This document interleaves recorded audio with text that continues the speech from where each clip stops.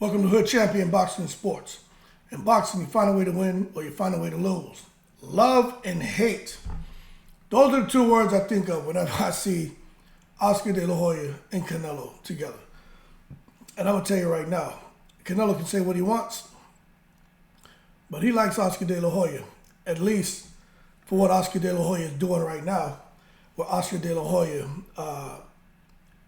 I'm going to say allowed, which you know Oscar De La Hoya wasn't going to say no. He made sure Jaime Munguia was available to fight Canelo Alvarez. Now, for those of you who are saying, why would he love him? Because look, what's today? It's March. Canelo's fighting in May. Just now firming up an opponent.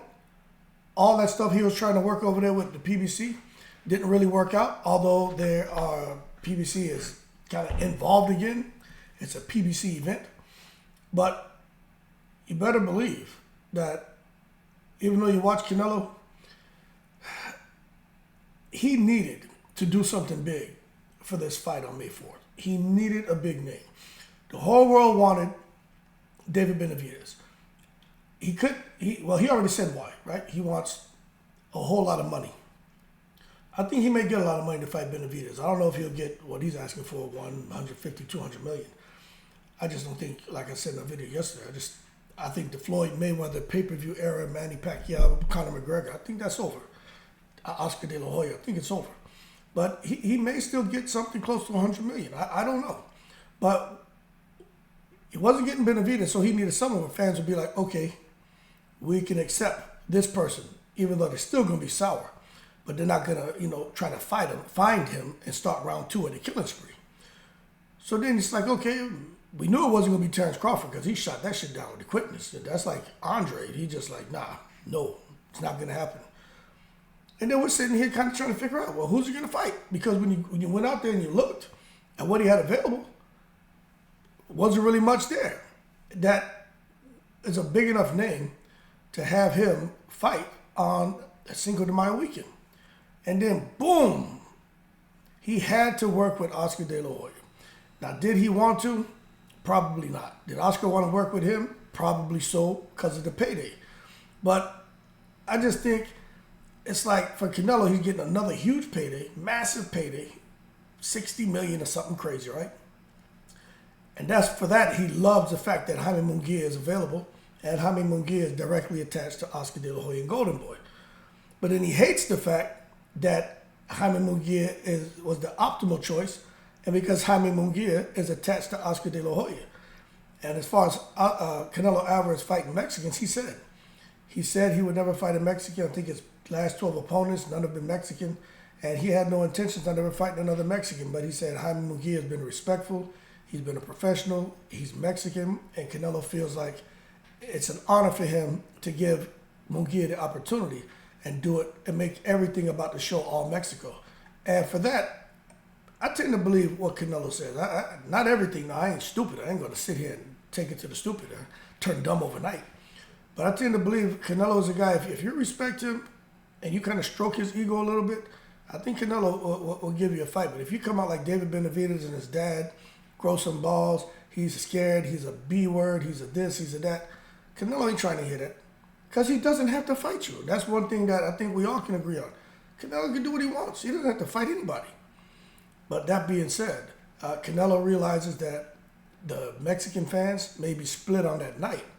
But at the end of the day, the entire Mexico can celebrate all Mexican showdown. And I really believe that this pay-per-view event is going to do some very, very attractive numbers. I just really do. Because Munguia has worked his way to the top, man. I know there was a lot of concern about Munguia, and he looked raw, rough around the edges. That man took his year, Oscar De La Hoya. The coaches, he had several coaches, but they've groomed him and got him to a point now to where I think Oscar De La Hoya feels like, like he said, Freddie. He feels Freddie Roach is the man to lead Munguia into a Canelo fight to get the victory. Now, there are some guys you listen to like over at Pro Box and some of these other platforms, they just feel like Munguia is tailor-made for Canelo to viciously knock him out. We just got to wait and see because Munguia is a big boy. There's no rehydration clause. We're going to see how Canelo does fight. We know he can fight bigger guys, longer arms, but Munguia can fight People acting like Munguia can't fight. Munguia is a real threat. So this could be where, Canelo doesn't really want to fight Benavidez because of what? The money and shit, but he may not have to worry about ever fighting Benavidez if Munguia gets in there and put the beans on him. So that being said, Canelo, Munguia, great fight. Canelo, Oscar, that's a love and hate relationship. At the end of the day, De La Hoya, he started this Golden Boy shit. Although we have our issues with Golden Boy and De La Hoya, he started that shit from ground zero. And he's still here today going strong, and he's done a lot for Mexican fighters, and he's done a lot for other fighters. They just chose to jump his platform and leap over to other platforms. But Canelo, he's, who would I say? He's the originator. It's like they be saying in hip hop with the old school, the Grandmaster Flashes and all those motherfuckers. I'm the originator, the innovator. De La Hoya did that for a lot of these guys' careers, not just the Mexican fighters, black guys and other guys. He had a lot of guys that came through Golden Boy. So a lot of guys fought on that platform. A lot of guys fought on his undercards and went on to do other things, and like Floyd and other guys become superstars. But De La Hoya deserves a lot of respect. As much as De La Hoya had his drug issues, his money issues, wasn't really committed to the company, had other people running it. He was doing a lot of crap, and plenty crap starts to stink. But at the end of the day, there's a lot of these fighters, especially Canelo, that owe De La Hoya a whole lot. And I think when the dust settled, kind of like Floyd and Aaron, you can't help but at the end of the day, some years go by, the emotions settle down, and be thankful and be able to show gratitude and see him in public and give a handshake or a little bro hug. And the same thing with what's his name, De La Hoya, how he was towards Aaron. Same with Mike Tyson and Teddy Atlas and some of these guys. You can't help it. People who really help you build you into what you became. When the dust settles, you gotta look back and be like, I'm grateful. Like me, anyone follows the channel, no, I'm a retired guy. I had one guy, man, who was above me, man. He made some decisions I just didn't understand. I used to want to come in there and put the beans on that motherfucker, but the dust settled and I realized why he did what he did and how he helped me get to where I ended up getting. Me and that dude are very close right now. And I always tell him, like, hey, man, you can't teach experience. You know what I'm saying? And we laugh about it. But at the time, he knew I was pissed. I think that mother was ducking me because, at the thing he thought I was going to put the beans on him and shit. But nonetheless, Canelo, De La Hoya, that's just a love and hate relationship, man.